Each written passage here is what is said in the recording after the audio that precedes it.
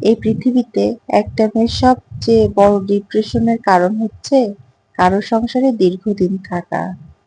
হোক সেটা বাবা মার সংসার কিংবা শ্বশুর শাশুড়ির, নয়তো ভাই ভাবির সংসার। কারণ সবাই স্বাভাবিকতা খোঁজে, যাদের জীবনের নিয়মগুলো একটু অন্যরকম তারাই এগুলো শিকার হয়। মানুষ সবার সফলতা দেখে, সফলতা যে শুধু টাকা পয়সার হয় তাই নয়, নিজের সংসার না থাকাটাও একটা ব্যর্থতা। আসসালামু আলাইকুম সবাইকে। সবাই কেমন আছেন? সকালবেলা ঘুম থেকে উঠে মেয়েকে স্কুলে দেওয়ার মাধ্যমে আমার জীবনের আরো একটি দিন শুরু হলো। মেয়েকে স্কুলে দিয়ে বাসায় আসছিলাম, তখন দেখি বাসার সামনে এই কবুতরগুলো একটা তারের উপরে বসে আছে। সকালবেলা দেখে বেশ ভালোই লাগলো, তাই একটু ভিডিও করে নিলাম। দেন ফ্রেশ হয়ে নাস্তা করতে বসে গেছি। এবার আমি নাস্তাটা শেষ করে চলে যাব অফিসে।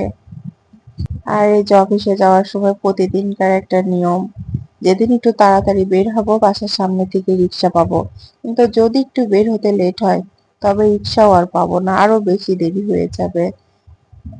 আজকে অফিসে আমার একটা কলিগ আমাদের সবাইকে এই চকবার আইসক্রিমটা খাওয়াইছিল। আমরা তিনজন বসে বসে 12টার দিকে আইসক্রিমটা খেলাম, অনেক মজা ছিল। বিকেলের দিকে দেখি যে বাইরে ধোঁয়া দেখা যাচ্ছে, তো ভাবলাম যে কিসের ধোঁয়া, আর একটু গন্ধ বেরোচ্ছিল। পরে আমার একটা কলিগ বাইরে যে দেখে যে পাশের বাসায় ধূপ জ্বালাইছে, এটারই ধোঁয়া। এদিন বিকেলে এত বেশি মাথা যন্ত্রণা করতেছিল যে খাওয়া দাওয়া করে কিছুক্ষণ পরে চা খেয়েছি। অন্যদিন তো বিকেল হলে তারপরে খায়, কিন্তু এদিন খাওয়ার শেষ করার মনে হয় কিছুক্ষণ পরে চা খেলাম। আর আমাদের স্যারকে একটা পেশেন্ট মিষ্টি দিয়ে গেছিল, পরে সবাই মিলে ওটা শেয়ার করে খেলাম। আর সন্ধ্যার সময় অফিস ছুটি করে বাসায় চলে যাচ্ছিলাম। এর মাঝে বেশ কয়েক জায়গায় গেছিলাম মেডিসিন কিনতে। তারপর আমার কলিগ একটু গোল্ডের দোকানে গেছিল, কিন্তু সেগুলোর কোনো ভিডিও ক্লিপ নেওয়া হয়নি। আসলে বাইরে গেলে আমার ভিডিও করতে অনেক বেশি লজ্জা লাগে, ভাবি যে মানুষকে কি বলবে। দেন সন্ধ্যাতে বাসায় এসে আজকে ভাবলাম একটু স্পেশাল কফি আর একটু মুড়ি মাখা করে খাবো।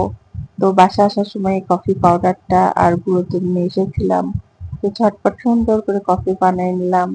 আর আমার মেয়ে আমাকে হেল্প করতেছিল, বাট মাশাআল্লাহ সেদিনকার কফিটা অনেক বেশি টেস্টি হয়েছিল। কফিটা খাওয়া শেষ করে কিছুক্ষণ পর আমি একটু মুড়ি মাখাও করেছিলাম। আর যে মুড়ি মাখাটা আমি আমার ছোট ভাইয়ের বই খেয়েছিলাম, আমার মেয়ে একটুও খায়নি। আর আমার বোন এমনিতেও মুড়ি মাখা খুব একটা পছন্দ করে না। যখন রোজার দিন হয় তখন চপ বা পেঁয়াজি দিয়ে মুড়ি মাখাইলে বাসার সবাই, আব্বু আম্মু সবাই একসাথে খাই। দেন এগুলো খাওয়া শেষ করে রাত্রে দেখি আব্বু বাসায় আসার সময় নান রুটি আর গ্রিল এনেছে। সবাই মিলে খুব মজা মজা করে এগুলো খেলাম। খাওয়া দাওয়া শেষ করে দেখি অনেক বেশি শরীরটা ভারী লাগতেছিল, কারণ সন্ধ্যা থেকে একটু উল্টাপাল্টা খাওয়া হয়েছে বেশি। এজন্য বাসার গেটের সামনে গিয়ে একটু দাঁড়িয়েছিলাম, সামান্য হাঁটাহাঁটি করলাম যে শরীরটা একটু ঠিক হবে। দেন এখানে কিছুক্ষণ সময় কাটিয়ে ঘরে এসে ঘুমিয়ে গেছিলাম। আজকের ভিডিওটা এই পর্যন্ত। সবাই ভালো থাকবেন, দেখা হবে নেক্সট কোনো ভিডিওতে। আল্লাহ হাফেজ।